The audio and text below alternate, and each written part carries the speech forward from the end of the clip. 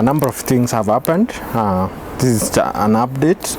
Consider this to be an update of what has happened. We are aware that yesterday the International Court of Justice released their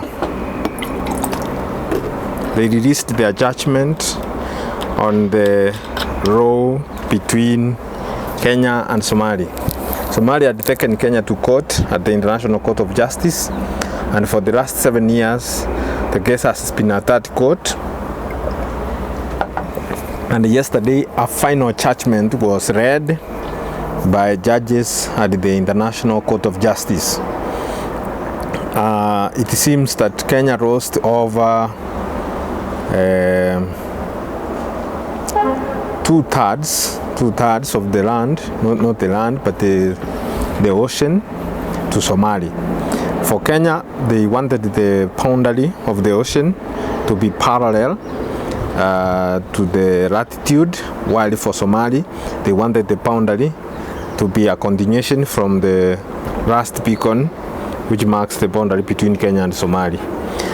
Of course, the president of Kenya has argued that we do not, as a country, accept that ruling or judgment from the International Court of Justice for the simple reason that the ICJ lacks jurisdiction and competency to determine that case, because we could have first exhausted the available regional arbitration processes, that is boundary disputes arbitration processes. For example, the legal frameworks at the African Union level, they have legal processes on boundary disputes, which was never exhausted or used.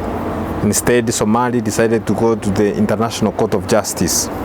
The International Court of Justice is a body of the United Nations, whose role, of course, is to determine cases of international level, including disputes between countries. And so that is it. We lost the case. And even the president said that now the decision which was made by the International Court of Justice will have an effect in terms of the relationship between Kenya and Somalia. That is it on that arbitration case. On that case, on dispute between Kenya and Somalia on territorial waters, maritime. Actually, it was a maritime conflict, maritime boundary conflict. I'm working, so I have to go back to work. International maritime dispute between Somalia and Kenya.